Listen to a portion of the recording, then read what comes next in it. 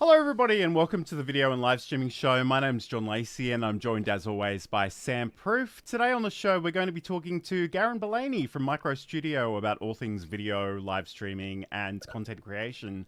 So that's coming up on today's show. We'd love to know where you're actually watching from too, so let us know in the chat where you happen to be. And I don't know if I always wonder whether to do this or not, but I keep trying to make Team Live something that happens. So if you're watching live, put hashtag Team Live in the chat. We'd love to hear from you.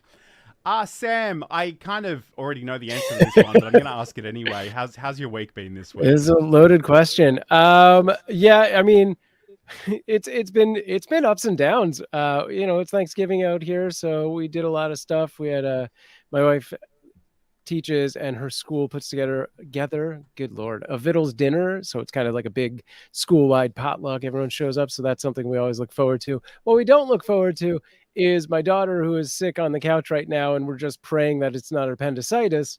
But yeah, she's not doing good. So if I come off as a little off today, then that's all that it is. Yeah, so cross your fingers. And how's everything with you, John? Well, I mean, it's always been a busy week for me, but I guess the thing that has happened in the last week is I bought a new espresso machine. And I have to tell you, I'm completely in love with it. Nice. Coffee is my favorite thing in the world, so I'm very, very psyched about that. So obviously, it has been Thanksgiving, so happy Thanksgiving for any Americans that are out there, including you, Sam. The illness aside. Yeah. But anyway, let's get stuck into today's show. So we are talking to the man, the myth, the legend, Garrin Bulani. Let's bring him on. And he brings his own sound effects. I love it. Nice. Always, Nice. we got the crowd showing up. Okay, so I feel like depending on where you're watching this, you may already know who Garrin is, but I think maybe if you can just briefly introduce yourself to those who may not be familiar with your work. Of course, I'm sure there's many that are still not familiar with myself, but my name is Garrin Bulani. I'm a professional live streamer and a content creator, and I'm a founder of a company called MicroStudio, which is a podcasting kit in a bag. So we're actually doing a backstage TikTok live stream. I've been live streaming on TikTok for the last 8 hours right now for an organization, so we're having a lot of fun today. So it's a pleasure to be here. I watch you all on LinkedIn quite frequently, so I appreciate what you both are doing. So thank you all for having me. Awesome. Welcome to this side of the screen. Yes. Absolutely. It's funny. I was sort of talking to Garrin before we went live. We've been talking about this for a solid year, so it's amazing that it's finally sort of come together. But let's get stuck into it. And again, just if you are watching, if you've got questions for Garrin or comments, throw them in the chat. We'd love to hear from you. But let's actually just start. And I have some sense that this is sort of can you describe how you sort of got involved with online video in the first place? I understand there was some virtual sales involved. That's what it was. So my background is sales. I did 8 years of door-to-door selling when I was during my university days, and then dove into the corporate world as most do in sales. And I did 5 years of paper shredding. So shout out Shred It. So I did that for 5 years. And then we, like a lot of other people, we had to start selling on video.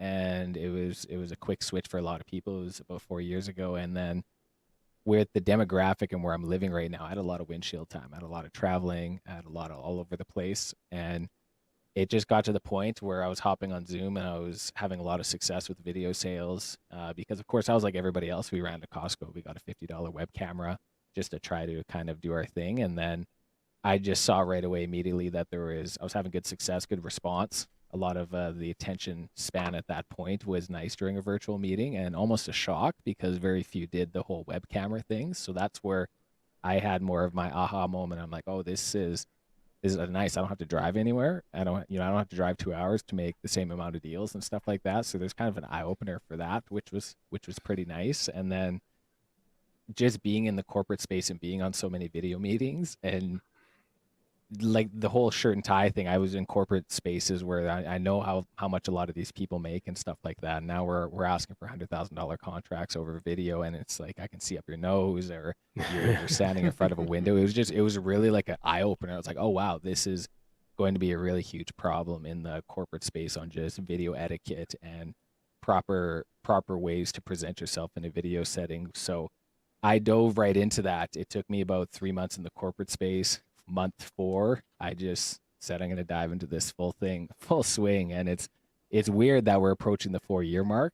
It's sometimes when you're in entrepreneurship, it's just time is just a crazy blur. So that's kind of where I started, and then now we're here in my beautiful home studio where I do a lot of fun stuff when it comes to content creation. Nice. I think it's an interesting coincidence that we got you on today, which is Black Friday, at least Hey. around this part of the world, which is notoriously the biggest sales day of the year. And with that, in especially like the past 3 months or so, we've seen sort of an explosion of like TikTok videos with the TikTok shops and like live sales and e-commerce like that. Do you think that we need to approach the differences of shorts and long form and live in a variety of different ways? Like, how do you think about those things? It's funny you say that, because that's exactly why I was live streaming on TikTok for the last 8 hours. I work with a company called Copenhagen Grooming. So they do hair and beard growth for males who suffer from hair loss or patchy beards. And that was the exact pitch that I sent off to them, because I was doing short form content for them. We're having a lot of success. There's familiarity with what I'm doing. And I present, there's a lot of high e-commerce companies where you can have a virtual representative representing your organization, going through the education aspect of whatever the product is, answering questions in real time to almost be like a customer support option.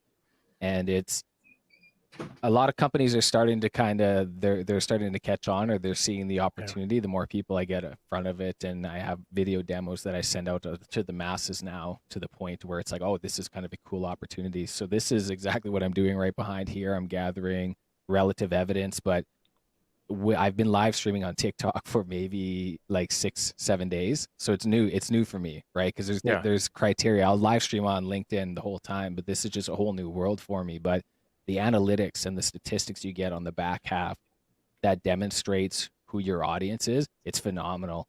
And just by doing it in a short amount of time. So I'm putting together that's kind of my next road into 2024, is putting together this whole case study around short form video vertical selling, but more specifically on the smartphone, which is not something I say.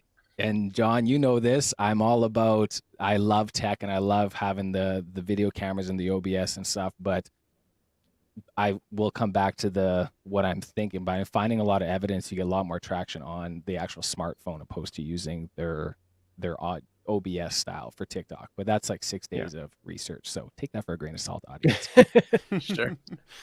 And I guess like that's the thing. And obviously I think people will get some sense of the amazing setup that you've got around you. But in some ways, a lot of people are just working straight from their phones, and they're having a lot of success with that. And it's funny, I've always been a bit of a desktop creator, and I hate doing anything on my phone. But I'm reaching a point now where I think I kind of need to incorporate it into some of my processes. So it's really interesting to watch that space. I do want to sort of go back to the sales training for a moment, though.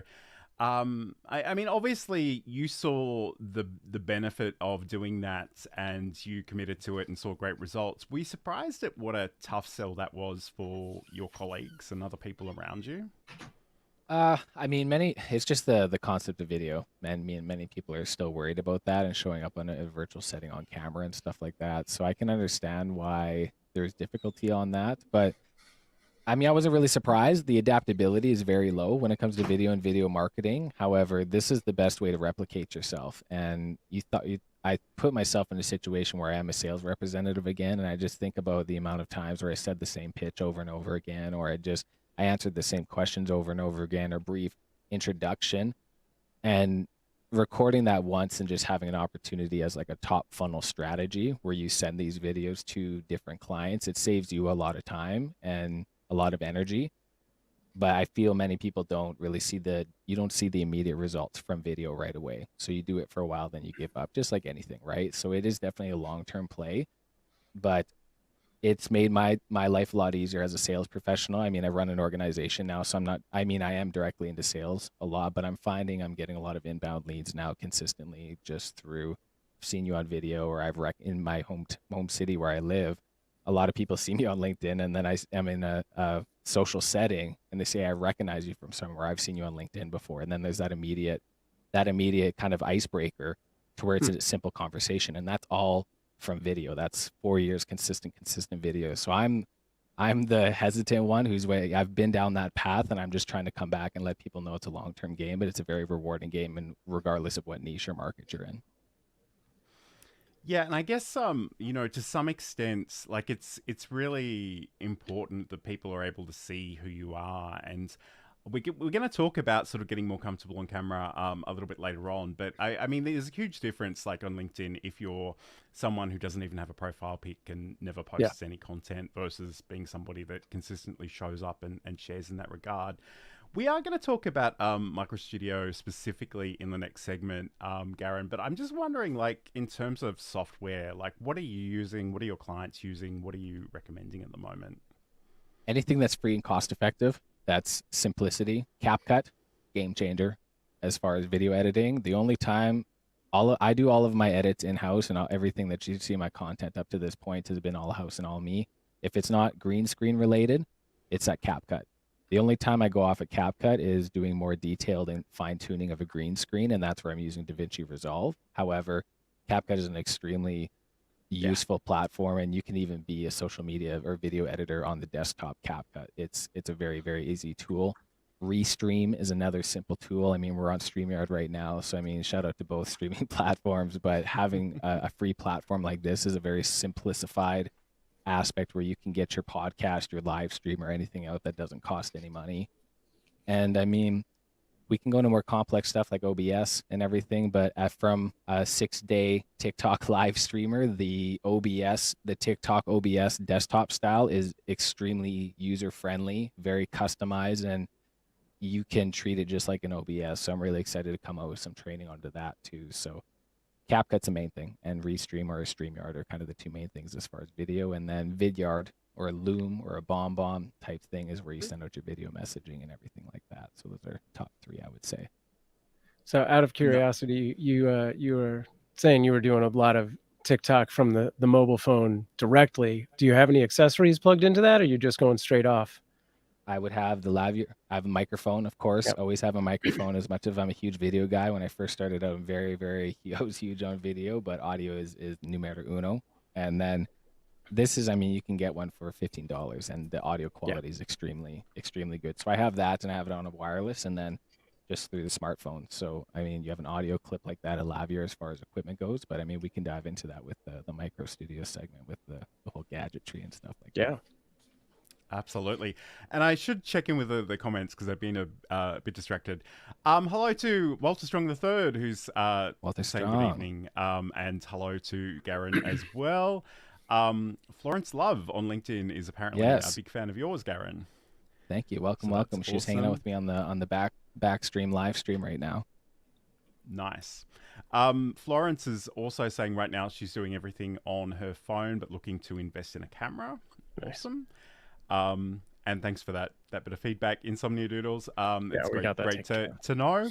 All right, so we'll be back in just a moment. We're going to talk all things MicroStudio, so we'll be back with you in just a second. We are constantly training our cats every interaction that we have with them. Mm-hmm. So when Johan would get on my counter before, this is 10 years ago, before I was the cat expert that I am now, Johan would jump on the counter. What was the first thing I did? I'd say his name, Johan. He loves that. That's a reward for him. He said, you just said my name.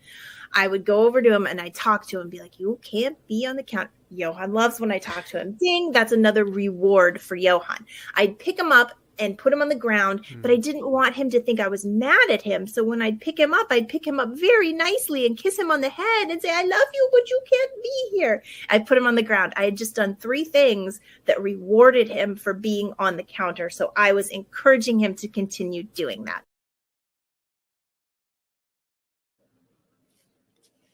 And that's a promo for Sam's podcast, Just Kidding Around, which you can learn more about over at cuteavalanche.com. This is the video and live streaming show. Today we're talking with Garrin Bulani about all things video, influencing, and now MicroStudio. So, Garrin, tell us about MicroStudio. I mean, I often sort of mention the tagline when it's time to go grab your MicroStudio, but what exactly is it? Yes, it's kind of my pet project, I guess, with what I'm doing with virtual sales and everything like that, because I knew one of the biggest issues that I had over the last 4 years is buying equipment that was good for the short term, but as you grow into video and as you dive more into it, you both know this as far as the upgrades and equipment you thought was good, and then you realize, oh, it was kind of a short term pace. So it was a lot of stuff, a lot of mistakes, financial mistakes that I made that were I just wanted to create a kit that was simplified. And I'm extremely fortunate to be in a position where I'm in a home studio. But at that point, I knew there was going to be a time where I'm going to have to travel, or I'm going to have to go to different meetings and go around. And for someone who just spent the last 3 years at that point advocating for video and not showing up on a basic webcam and just showing up with that, I was like, okay, well, I got to create something for myself to go. And that's where this whole podcast in a bag came from, was just knowing that I'm going to have to start traveling somewhere, and not everybody has an opportunity to have a home studio per se. So being able to bring a simplified version where you can show up exactly how you're watching right now, and it's not going to cost you an arm and a leg because you know all of the equipment that you're getting. Now, saying that, technology changes very quick, right? Yeah. So I know Florence was talking about investing in a camera and everything, but the iPhone 15 was just launched, and we got a USB-C port in, where you can just plug it in directly into your laptop. So I'm excited to upgrade my phone and see how I can incorporate something like that into the MicroStudio, to the point where you might not need to get a mirrorless camera. As much as that hurts my heart to say, it's because it's beautiful. There's no question it has superior video to like an iPhone at this, but not superior, but significantly better in doing post, especially when you have a lens on it. But there is a technical aspect to running a mirrorless camera that I realize that I love doing, but not everybody loves doing, right? So the idea is trying to simplify it and fine tune it. So I'm excited to have a point where, and especially I think about TikTok live streaming and just how that platform can you just plug in with your laptop and you can be a TikTok live streamer with the phone. So that's kind of the direction where I'm going. I would love to test out and do that. However, because I funded MicroStudio myself, I did everything best bang for your buck. So if you want to talk about getting a mirrorless camera, I'm a big fan of the Canon Mark II with the Sigma lens, right? You don't have to go out and get a $3,000 Sony camera or anything like that. And there's probably more stuff that's come out that I haven't stayed on top of when it comes to equipment, because I had gear syndrome. I had to chill out for a little bit. So I have everything that I need and everything like that right now. So it's just cool how technology changes, and that's how MicroStudio is going to grow. But the fundamentals of showing up on video, the fundamentals of producing high quality content at a consistent basis, day in, day out, don't care about the likes, don't care about the engagement. You just do it because you need to do it as your professional brand, as who you are, is extremely powerful. And I talk about this too, because especially being in the corporate space, you see this all the time where you get a lot of people get laid off. Stuff happens, you lose your job and everything, and you get thrown down where you're okay, I have to find another position or another role. What's interesting, and I've seen it on LinkedIn, is a few people getting let go, but they've created a mass amount of content for just themselves because they're just a business development representative for a tire sales company, right? What does that matter? However, people see that and people monitor that. And then when you actually get to a point, it's like, hey, I need to get a role, I just got let go. The rebound to getting a new job or something is considerably higher because you're, again, recognize you've seen you on video, so that's kind of the power of video if you're not trying to go to this big viral per se influential type role type thing. And it's interesting that you say that, because part of the reason I create the content that I do these days is for that specific reason. Like when the pandemic happened, I was a face-to-face teacher.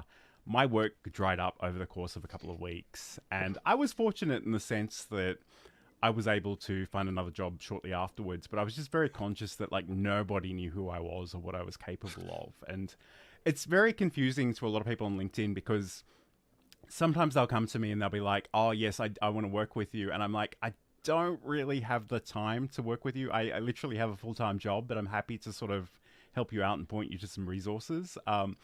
But I guess, you know, it's great that you can sort of make those recommendations and essentially put together a physical kit, whether that's a home studio or something a little bit more portable, so they can grab and go. But I guess the other thing too that I've noticed about MicroStudio is the educational aspect of it, and I guess to some extent, you know, you've already alluded to the fact that you're doing live production as well. So, could you maybe speak to those two things a little bit? Of course. So, and that's again going into this. Coming out of the sales world, I wanted to be a virtual sales trainer, or sales trainer per se, was kind of the avenue that I was going down and wanting to create. And I mean, that's, and I want to go, I mean, we go back to the equipment and everything like that too. I mean, there's two kind of segments that's going on, but again, you can have all the equipment, you can have all this technology. And I realize that because I've sold a bunch of MicroStudio kits, pre-assembled podcast kits, and they realized, oh, they weren't creating as much content as I thought they would when they got it, or they weren't being as consistent as I thought they would. And it really comes down to having an accountability group to it, or accountability aspect to it, continual education, because it is a lot to learn. Once you learn the basics, it's very simple and going, but being able to efficiently use the equipment, efficiently being able to produce the high quality content. So that's where I really enjoy doing it. And that's how I personally leverage live streaming. And that's how I leverage content creation, because I mean, it's the influential world is not the world that I want to go down. It's just, it's because I'm a face of a brand. I'm an entrepreneur. I'm a solopreneur. I have to market myself as the brand of the company. So that's just the result of what I'm truly trying to do, is educate people on the power of building a professional brand through video, how to properly show up on video looking professional, regardless if you're in the kitchen table or anything. And I have a demo of that where you can, you know, use a simple software like OBS. You can completely change your surroundings where you are right now. And there's just small efforts like that, but bringing that into a corporate space, because where I am right now, and I go into corporate spaces, they're still so far behind and there's still so much work to do. And that's where I'm dove into the electronics, the Elgatos, and all of the equipment. So I'm bringing the streaming world, and I want to bring it into the corporate space, because there's no reason why Timothy in mom's basement is playing Fortnite through OBS and the presentation is great and you look good, and then you have John, there's the 50th floor of a skyscraper of a multi-billion-dollar company, it can't work the camera and stuff like that. It's a presentation aspect of it, right? You remove the video game with a quarterly earnings or a podcast or anything like that, you dramatically change the viewership and how people perceive you. It's perception on you and online, right? It's just like why you wear a shirt and tie when you go into the corporate space, right? And that's the importance of that. So bringing that into the corporate space, again, you want to go into an interview, you put me in a Zoom interview for any job and I show up like this, you think I might get a second interview, you know, even if I'm unqualified and stuff like that, right? There's a power aspect to it, and there's a way where you can capture viewers and go into a room in a video setting. So that's where the equipment and everything comes into play. But because I've been doing that, again, I want to teach everybody to do that. And that's where I think this whole TikTok live streaming is kind of cool, because I can go into there as an educator and there's live subscriptions built into it. So it's a world of abundance when it comes to creation and education. Cool. And I guess it's interesting. Sorry, Sam, you go ahead. No, go ahead. I'll ask after. Okay, I was just gonna say, like, that's kind of my thing, is that I don't need to explain to kids playing games what OBS Studio is, because they know what it is. They seek out their resources. But for me, one of the greatest features of OBS Studio is the virtual camera. Like, you don't need to, even just to change how you physically appear on webcam meeting, whether that's in Microsoft Teams or Zoom or whatever. Like, it's very easy to make those changes and have calls to action and QR codes and text within your frame. But it's been interesting to me what a hard sell that is to small business people and business corporate people in general. And again, I know another friend of yours, Garrin Parkins, does some great stuff with that, with Desk Rig as well. And I just find it really interesting that, you know, some people are clearly ready to be on camera and some people say they want to be, but they just can't bring themselves to be there. I guess, how do you sort of evaluate whether someone's actually ready to commit properly?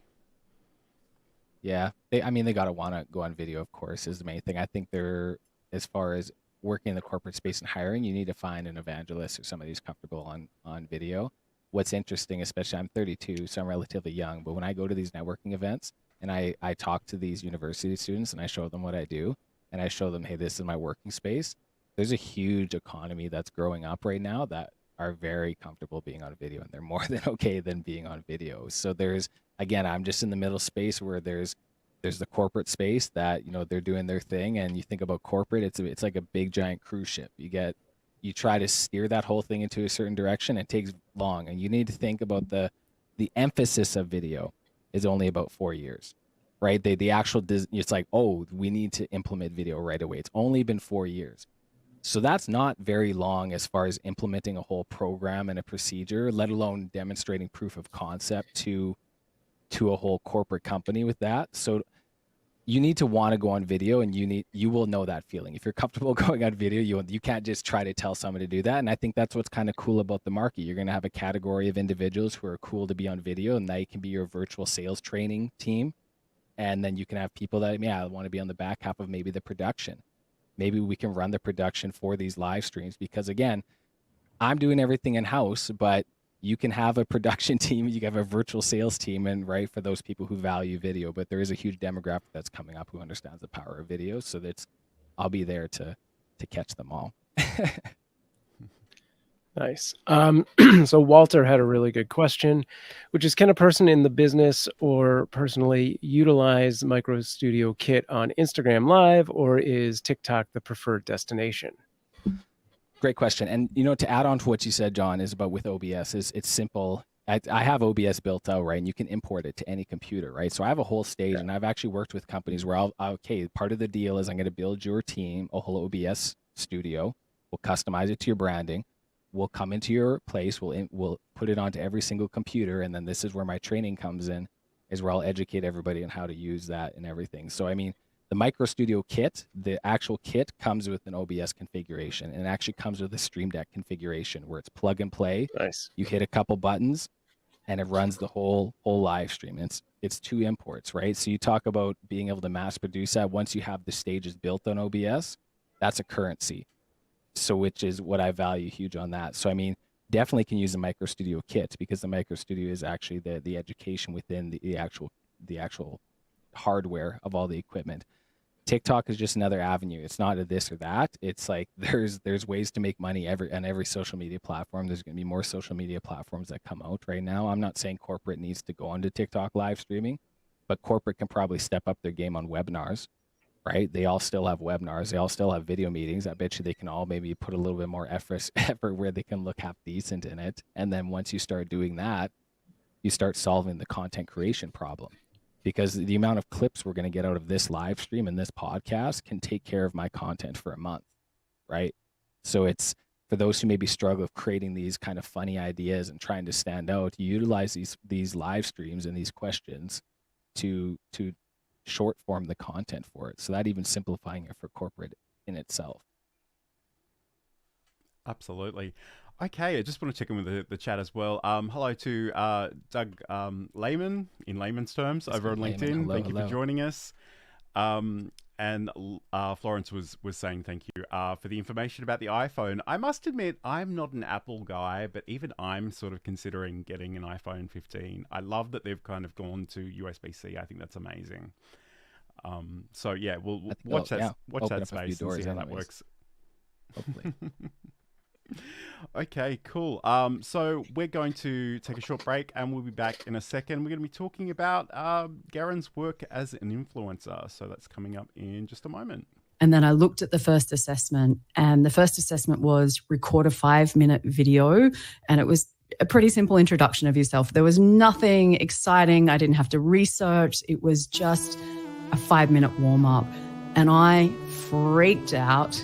That course is still sitting in the cupboard beside me. I see that stack of papers and I almost rock in the corner. It cost me a lot of money to sign up, and I threw the whole course away.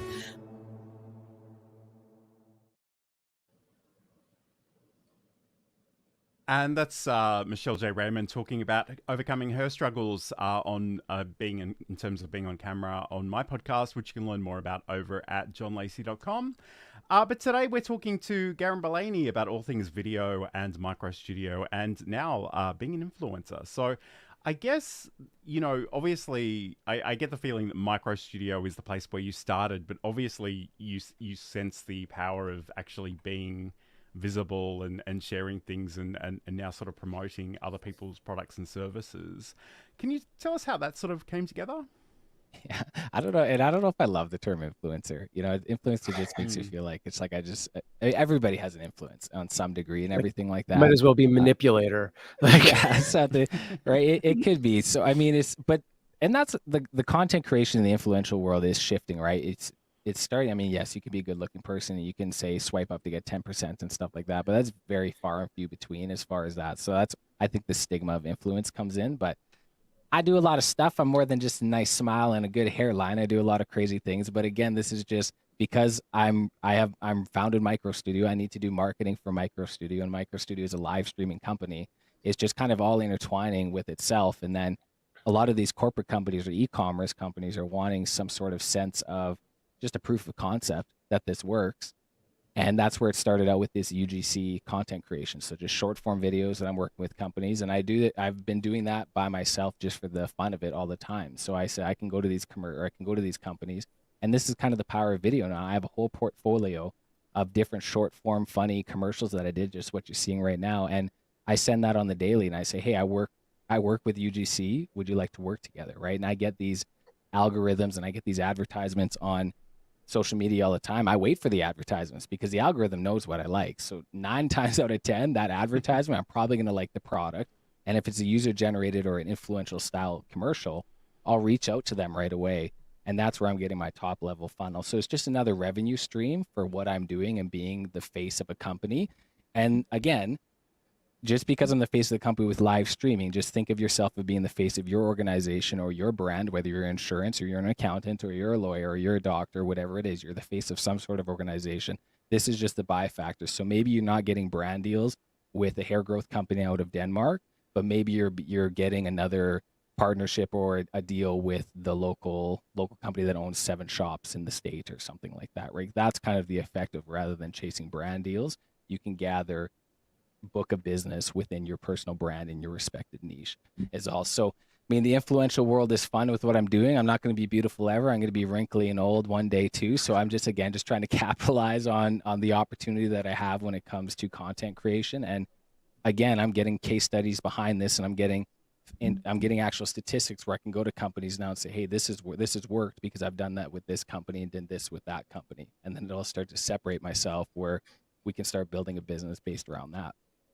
so are you getting your UGC deals 100% through cold queries? Not mostly. I would say a high percentage of them cold calling, and I'm reaching out and I'm building. And a lot of times, they say, hey, we appreciate your content. We're just not looking, or we don't have a campaign right now, or we don't have any we don't have anything set up. So it's just telling people what I'm doing, because not 0.00001 people in this world know me. Nobody knows who I am, right? So it's my job as a personal brand to reach out to people and show, hey, this is my portfolio. This is what I do. But again, I did one video on TikTok, and they saw me on TikTok and they reached out to me to do a UGC deal because of one video. And the payment from that one video was good enough to make me realize that this is a very substantial, it's a profession and you can make a very good living at it. It's just a matter of staying committed to it, because you don't just make 200 videos and go viral, right? I mean, you can sometimes, right? There's a short percentage, but if you're trying to build a brand behind it and build influence behind it where people actually trust what you say, then you got to work towards that. And that's what I'm trying to do. I'm not trying to get every single brand deal. I don't want to reach out to every company and everybody that gives me an opportunity. I'm putting my name behind it, right? Because I don't want to just be this Amazon sales shop. There's a brand that I personally have that I want to be perceived to. So when I reach out to these companies, I'm just as much interviewing them as vice versa. It's like, does your company work? Is it good? Is it my values? And right. So that's kind of the strategy I have. It's not an abundance for me. I work with a small handful of companies, and it's powerful enough to do enough damage rather than just trying to spread myself thin to find every and anything that will give me a brand deal kind of thing, just for the sake of it. Do you think you approach these sort of UGC videos differently than like your personal videos? I mean, as far as and that's what's kind of fun about the UGCs. They provide me the script. They provide me with the style of how they want it to look. So it actually makes my job a lot easier but my UGC videos, my personal brand, I'm representing me. So there's less at stake, right? I'm okay with doing whatever I want to do. But if you're representing another brand, there's kind of more steps and procedures you have to go through just to make sure you're not throwing something out there. But a lot of my content, I wake up in the morning, I have some sort of inspiration in the morning. And because of this beautiful place I work in, I'm producing it by a couple hours later kind of thing. So I just do it just for the fun of it. But because I have that authenticity and I do it for the fun of it, people typically see that through the videos. And because I have so many variations of what I'm doing, I can usually capture, do you want this style of video or this style of video? And then a lot of companies are choosing from the portfolio, and it just makes my job a lot easier because I'm just recreating that scene or that style of video, but just a different script, different words, and I'm saying it for a company now. So it's kind of cool because this is all just transpiring within maybe the last, I'd say, month that I have this pool, a portfolio that I'm sending to companies, and they're actually listening to me kind of thing. So it's really cool. So I guess, like, what kind of things do you think people should keep in mind if they're making content to promote a specific product or service or brand? I mean, yeah, it's whatever their goals are, right? Not everybody wants to be the viral person constantly on camera, getting all the likes and stuff. It's not like, I don't even want to be that person. I'm just doing it just because I don't know why I'm doing it. I'm just having fun doing it kind of thing. So it shouldn't always be for the fame aspect of it. What I find I like with video, what I've been noticing is just, I see some of my previous videos and I'm like, oh man, like I felt like a long time ago. And it was only like maybe 4 or 5 months ago. I was like, oh dang, like the personal growth and like the development that you notice kind of from that is a rewarding feeling for me, just getting away from like the finances and stuff and why creating video behind it. It's kind of, it's validating just if you're constantly putting stuff out and you're constantly trying to change and just grow, you're going to get better eventually. Right. So that's where, if you're constantly doing it, that's where you're going to be able to get the actual inspiration from as far as getting the video and everything. But keep in mind, it's got to be something that you like. And that's what's kind of cool about user-generated content is you can go look wherever your consumable goods are. It's Black Friday, so you probably just bought a bunch of stuff. What brands did you buy? You know, we got Ray-Bans here, we got Nerf guns here. Like you have the stuff that you use and like it. That's where you can reach out to companies and you can give them an honest review. Hey, I bought this Nerf gun. I really love what you guys do. And I'll send them a video thanking that. And it's just a lot of the times that's where you can break or you can get some sort of relationship with that company or knowing what the avenue is, if that's what your goal is.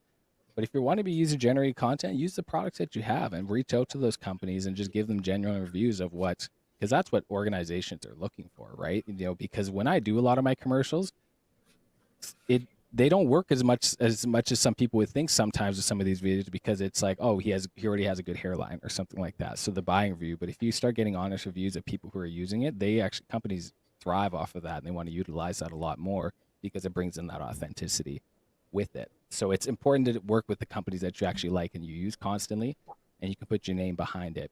But that's such a small sector of people. I think if you're struggling to get on video, the last thing on your mind is trying to get brand deals in reality. Kind of thing. So that's a very small market. I think they're trying to capture that. I didn't even have this on my agenda for today, but I'm gonna go on a little bit of a tangent and a bit of a rant about TikTok specifically, because as someone who watches an obscene amount of TikTok, it's always surprising to me because most of the videos are sort of made in similar fashion with similar equipments and, you know, cameras and phones and microphones and whatnot. But I can usually tell within 1 second if it's a quote unquote influencer marketing video because, and I don't know if this is true for the entire world, but especially here in Australia, Australian influencers put on a promotional voice. And the minute I hear that voice, I sort of flick away and I go, I know I'm being advertised to. And I guess, there is that trope, but I guess the other thing I did notice about some of your recent TikToks is you're also sort of using that, text-to-speech kind of voice, which is something that I guess we're seeing more and more of on TikTok. I'm just curious, like, how do you make those kinds of decisions? Trial and error. I don't like it personally because, again, it's like that robot aspect to it. But again, this comes down to the influential aspect. I mean, if we want to talk about my social presence, the only good social presence I have is LinkedIn, which is about 7,000, which is hard work and everything. But every other social platform, I have maybe less than 2,000 followers.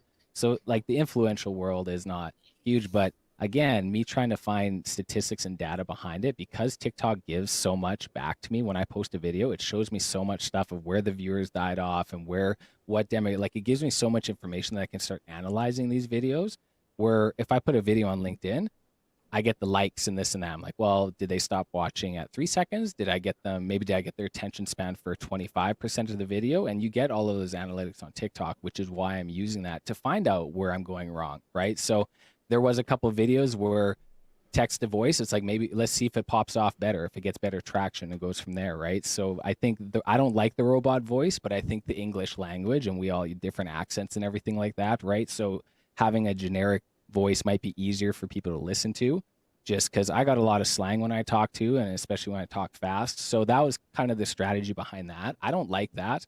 But again, there's a lot of stuff on TikTok that goes off that I don't like and I don't understand. I'm not trying to make up the game. I'm just trying to figure out the rules and just figure out how to maneuver through it, kind of thing, right? So You talk a lot about the stats, and I know earlier you mentioned Restream. So I assume you're doing this not just to TikTok, but other places as well. How does it compare to like a YouTube experience?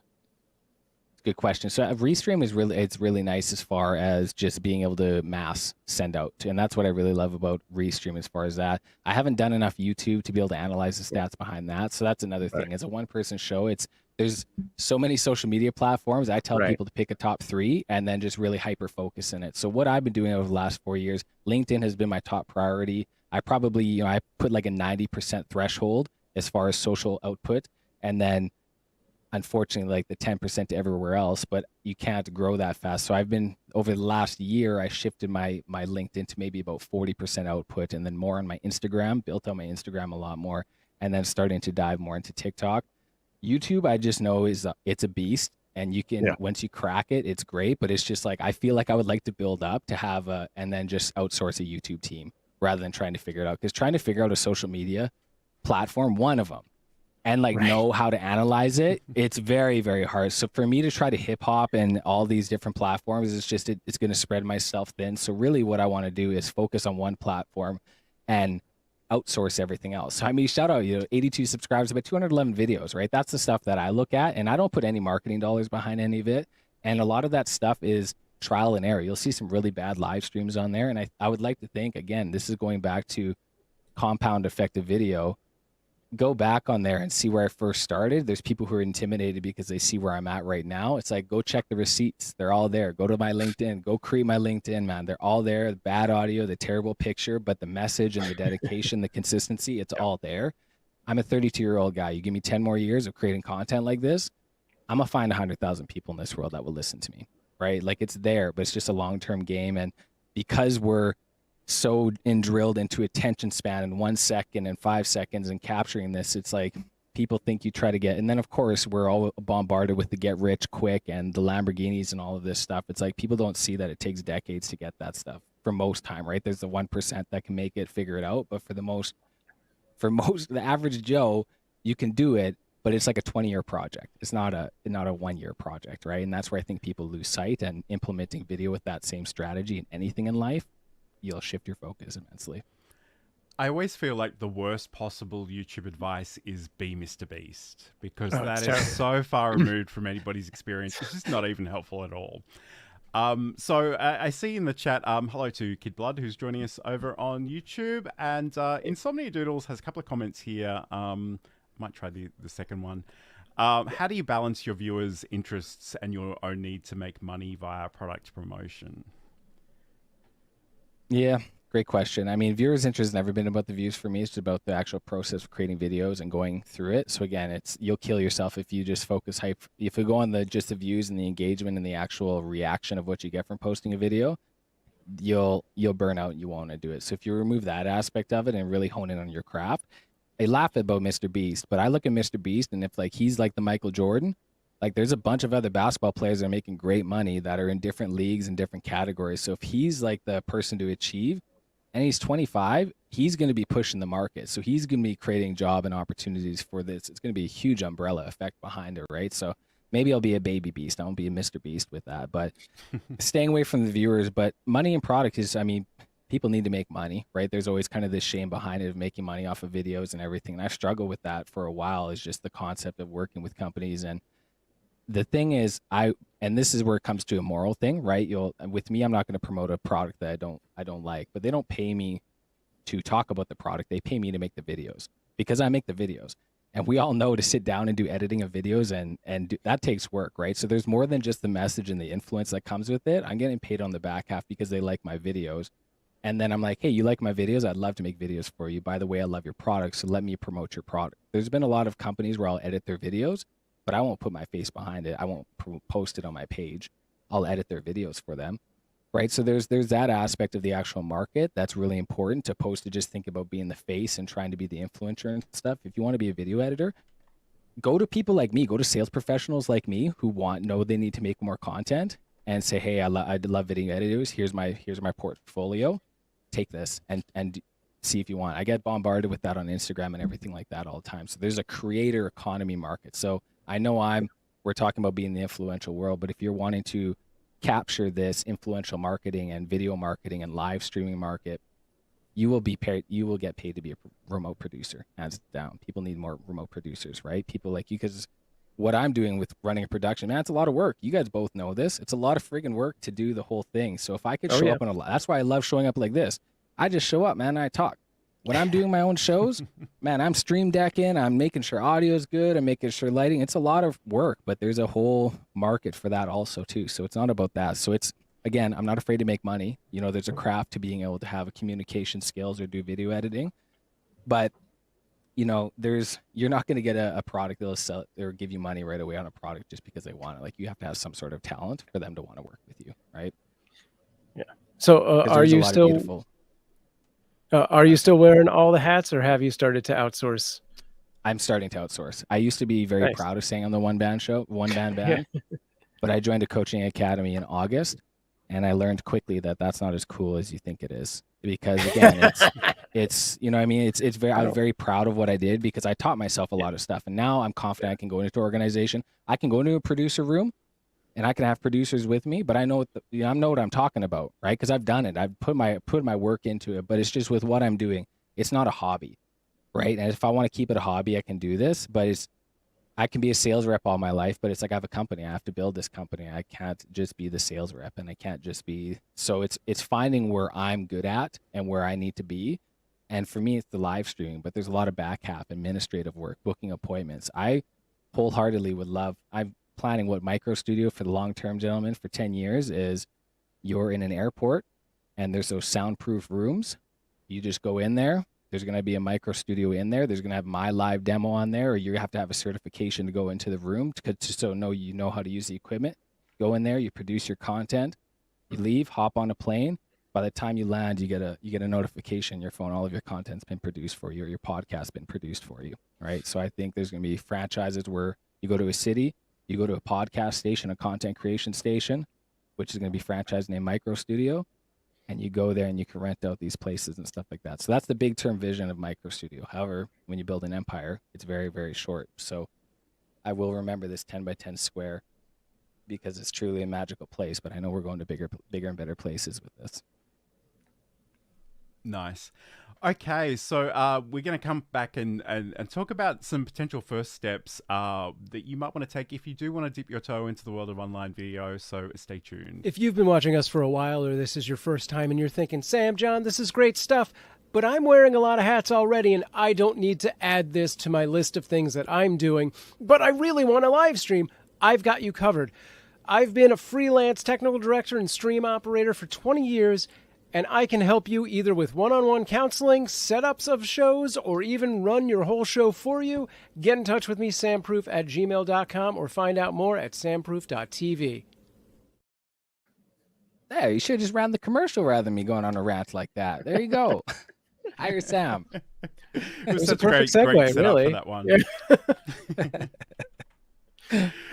Okay, so this is the video and live streaming show. I'm John Lacey and I'm joined by Sam Proof, and today we're talking to Garrin Bulani from MicroStudio. And I guess as we come to sort of wrap up this hour, I really want to think about if there is somebody who is maybe on the sidelines who might want to take a first sort of tentative step into the world of online video, whether that's live, whether that's sort of YouTube shorts or what have you.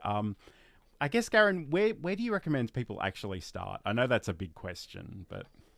Yeah, you can start in the mirror just by looking at yourself and building confidence, having a conversation with yourself. I know it sounds really, really weird, but if a lot of the time it lacks confidence in yourself. You don't want to get on video. There's something that's holding you back and everything like that. So first, starting from the ground basics, positive affirmation to yourself in a mirror is extremely empowering. It'll make you start feeling more confident about yourself and your abilities.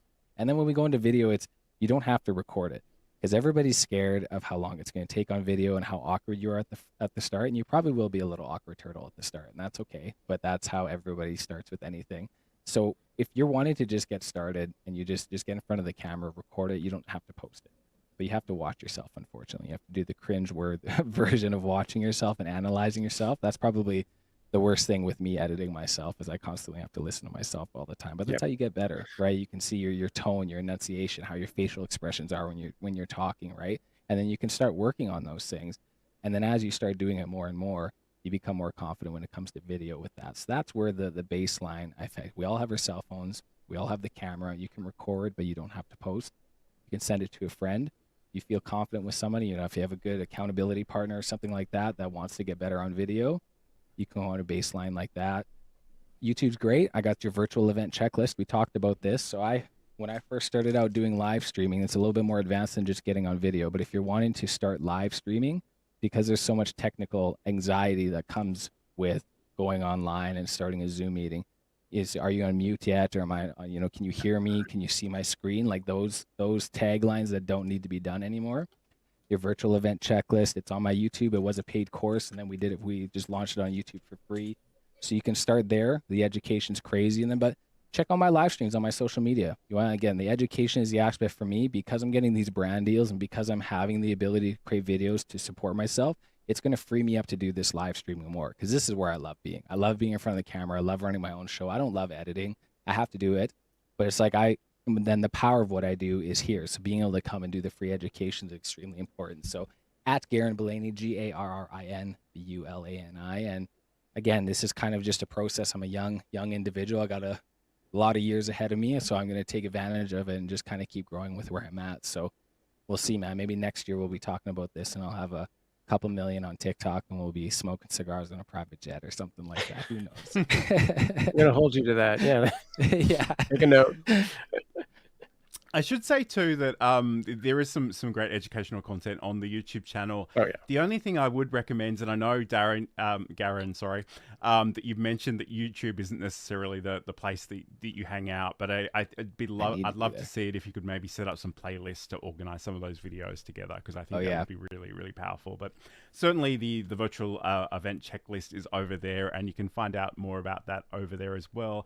If people do actually.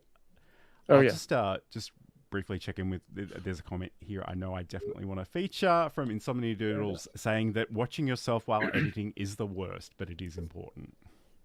Game film. All the pros do it.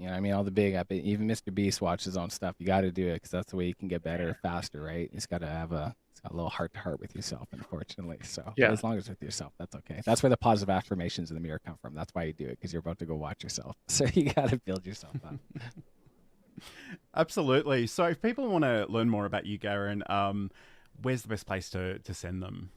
Great question. So, and this is what I'm doing. Always go to GarrinBulani.com. That's my personal portfolio. So and this is the power of a personal brand, ladies and gentlemen. Right now, I'm working with companies and organizations, but that might not necessarily be forever, right? There might be a point where MicroStudio may not be a thing. I hope it does. There we go. There's my portfolio. So GarrinBulani.com is always the place where all my fun stuff and all my content and everything that I'm doing is going to be up to date. Because, let's see, maybe MicroStudio will pop off, but Garrin Bulani will always be there. John Lacey will always be there. Soundproof.tv will always be there. So that's where your professional brand is extremely important. You may just represent an organization at that point. But if you do want to check out MicroStudio, go to microstudio.ca, and there'll be a lot of information on there. So.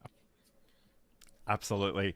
All right. Actually, just briefly, next week on the show, we're going to be talking about a gift guide for video creators. And I'm just wondering, is there a piece of gear that you might secretly wish that Santa or, I don't know, maybe Juno gives you this year for Christmas? Yeah, Juno, you listening? That Elgato teleprompter sounds really nice right now. I think that's going to be a big, for those who are maybe, content creation, everything like that, and trying to make something look natural. I think that teleprompter is going to be a huge thing. I'm a huge Elgato fan. I love what they're doing. So I think that's going to be the 2024 thing to get, Juno. You see? Let's see. And just for those that don't know, Juno is your dog. She's a little She is. sweetie. She just hopped off. I can't grab her. Yeah, she's hanging out with me. She's the office manager. She's my little Boston Terrier. She always steals the show. If I can't get any engagements and audio engagements there, I bring out Juno, and then they love that. Nice. Absolutely. All right. Well, thank you so much for joining us today, Garrin. Just hang on the line for a second while we wrap up the show. We'll have a chat in a second. So that's been the show for this week. Again, if there are any if you have any comments or feedback, or you want to let us know anything, please let us know in the chat, or reach out wherever you happen to be seeing this. But Sam, where can people learn more about you and watch your content and all that good stuff? Yeah, you can head over to samproof.tv, just like Garrin told you, and you'll find all of my social links at the top left there and my portfolio underneath. And we didn't talk about cats whatsoever this episode, which is a horrible shame. So instead, you can head over to cuteavalanche.com and fill your need for cats and cuteness. And take it away, John. Where can they find you? Also, scan You can catch up with me on johnlacey.com. There are articles and all kinds of things there, but there are also social links at the bottom of the page, so you can check that out.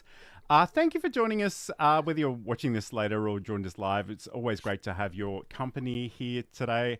And, like I said, we are going to be talking about gear next week, and it's not something we do super often, so we're really excited to get a little bit nerdy. So we'd love to have your company there, and just keep your eye out on all the various places for the usual links and those sorts of things. But until then, have a great week, and we'll talk to you again soon.